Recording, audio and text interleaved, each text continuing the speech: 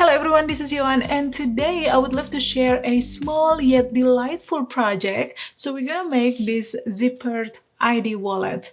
Many of you enjoyed the first ID wallet project that I shared a few years ago, this one right here. Now with this version, although it has similar concept, it is a completely different pattern with different features. The finished measurements are approximately 4 3/4 inch by 3.5 inch. It comes with a zipper closure, and this time the ID pocket is located inside the zipper compartment. There is also an extra room here to put few extra cards or money, an extra pocket at the back with the button snap closure, and of course the lanyard strap. All in all, this is a useful little wallet for everyday use, and this will make a great gift too. This pattern calls for cotton quilting fabric or lightweight cotton fabric for both the exterior and the interior. This will make a great project to use up some scraps or leftover fabric. There is a template for the ID window that you need to print out, so you can download that along with the measurement charts for all the panel at YoanSewingStudio.com. As usual, the link will be somewhere in the description box down below. I hope you enjoyed this tutorial, and without further ado, let's jump straight into it. Alright, the first thing that you want to do is to print out the template for the ID window and then cut one piece from the exterior fabric following the template. If you want, you can print this on the cardstock, otherwise regular paper should be fine. Using the same template, you want to cut the smallest rectangle and you should end up with something like this. Flip the ID window panel wrong side up. Now lay the template on top of it, matching all the edges, and then trace the outline of the small rectangle using fabric marker. Simply follow the cutting line. It doesn't have to be perfect. If you want, you can use ruler to help you out. Once you've done that, cut the rectangle off. Next, you want to cut from the template the rectangle 2 or the larger rectangle. And then trace the outline on the ID window panel. Make sure to use fabric marker for this. The air disappearing fabric marker is recommended. And once you've done that, you want to draw a diagonal line connecting the corners of both rectangles, just like that. And you want to repeat the same to all the corners. Now you want to cut the diagonal line. You want to go a little shy before the corner, about 1 or 2 millimeters before the corner. And you want to repeat to cut all the diagonal lines.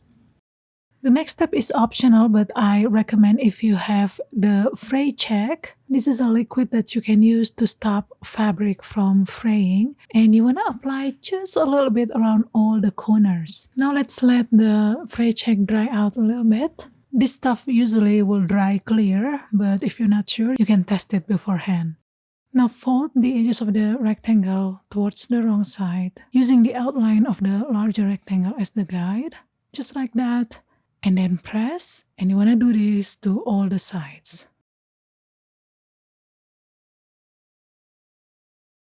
Your ID window should look just like this at this point.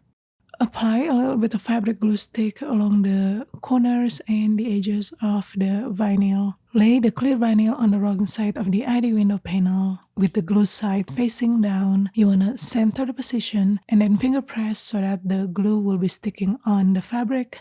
Once you've done that, you want to stitch about 1/8 inch away from the edges of the ID window. As usual, for the best results, you want to use walking foot. Now instead of back stitching here, you can just leave long enough tail thread at the beginning and towards the end, and then tie the knots to secure the threads afterwards. Now on the wrong side, you want to pull the thread at the front, tie 1 or 2 knots to secure them, and then cut off any excess thread. Finish the raw edges of one of the long side, which is the side where the zipper is going to be installed. So you can either use serger, or you can simply do zigzag stitch, or simply apply the fray check. Now with the front ID window panel right side up, you want to stick a basting tape on the finished edge. Make sure to stitch back and forth at the start of the zipper and also at the end of the zipper if you use zipper by the yard. Now when you install the zipper, make sure that the start of the zipper is at your left hand side. Lay the zipper with the right side facing down Again, make sure that the start of the zipper is at your left-hand side. Match the edges of the zipper with the edges of the fabric. Once everything is secured, you want to stitch this in place with 3/8 of an inch seam allowance. Once you've done that, you want to flip this to the right side, press the seams, and then top stitch.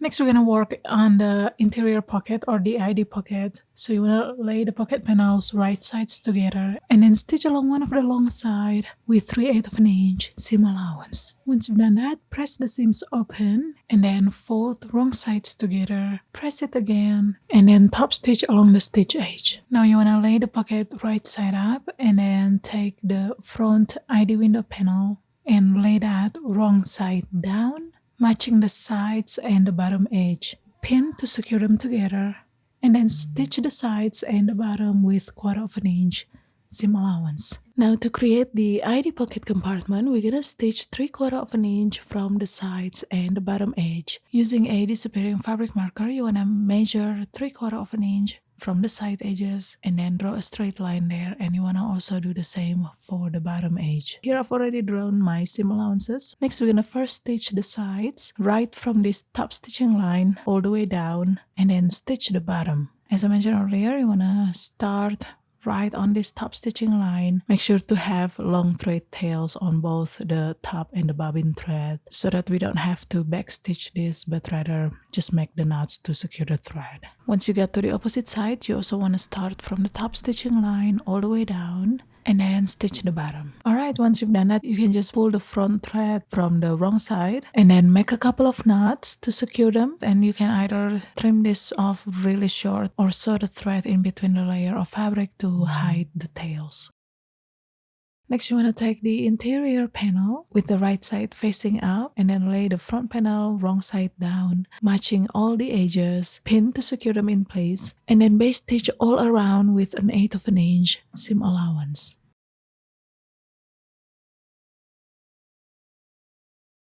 And that's it, guys. The front panel is done. Now let's set this aside.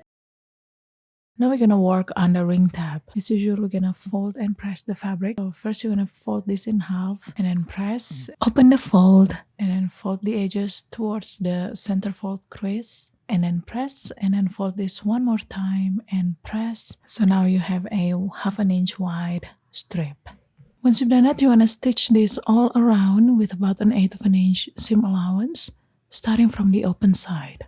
Next, we're going to find the center point of the left-hand side of the front panel. So simply fold this in half and then mark the center point with a fabric marker. Next, you want to attach the D-ring and then position that right on the center point mark. You want to have about 1/8 of an inch of overhang on the edge of the ring tab there. Now you can secure this with a sewing clip and then stitch this with about 1/4 of an inch seam allowance. And it's very, very important that the ring tab is being installed on the same side as the start of the zipper. Please make sure to double check again. For the lanyard strap, we're gonna fold and press this in 1/4, the same way as we did with the D-ring tab. Now let's attach the swivel hook and slide that through about halfway. Unfold both ends of the strap and then you wanna lay them right sides together. And at this point, you want to make sure that the strap isn't twisted. And then stitch this in place with 3/8 of an inch seam allowance.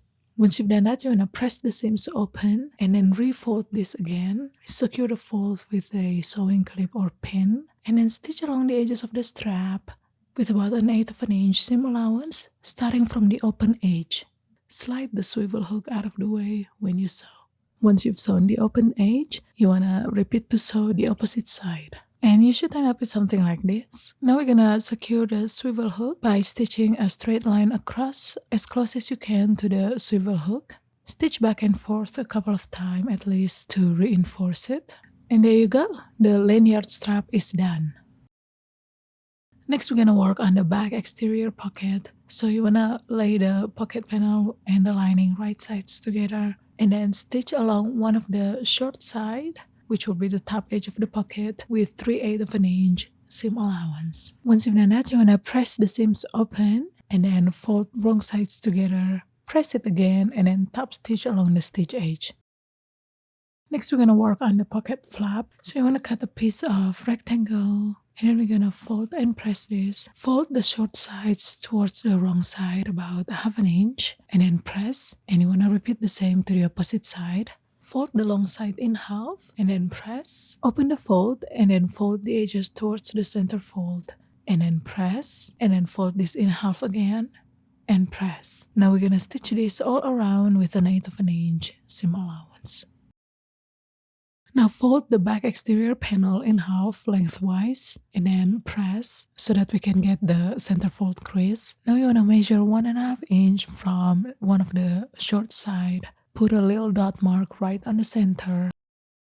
Position the flap with one of the edge sitting right on the 1.5 inch point mark, just like so. Make sure to center the position. Secure with a pin. From the lower end of the strap, you want to measure 3/8 of an inch and then draw a straight line across, connecting the existing seam lines. And then you want to stitch a rectangle connecting the existing seam line with the 3/8 of an inch line.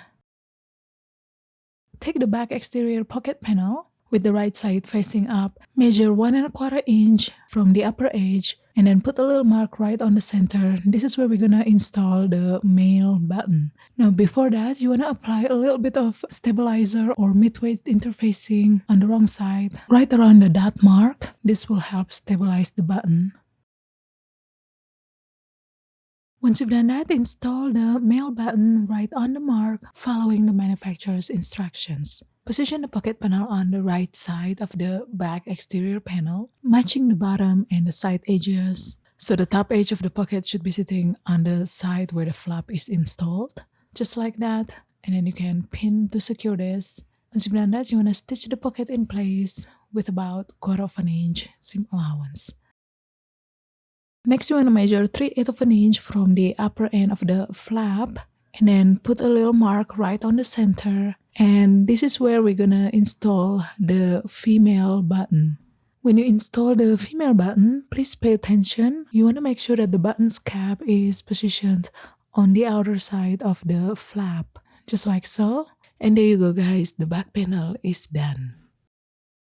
Now it's time to assemble the wallet. So you want to lay the front panel with the right side facing up, stick a basting tape along the edges of the zipper tape there. Take the back panel, and you want to make sure that the side with the flap, or where the top opening of the pocket is, will be positioned on the same side as the start of the zipper and the D-ring tab. So it's very important to get this right. Now let's lay this right side down. Match the upper edge with the edges of the zipper tape. Finger press so that the fabric will be sticking onto the basting tape. Once everything is secured, you want to stitch this in place with 3/8 of an inch seam allowance. Next, we're gonna pin the sides and the bottom. Make sure that the button flap is out of the way as far as you can from the edge. Match the sides and the bottom edges.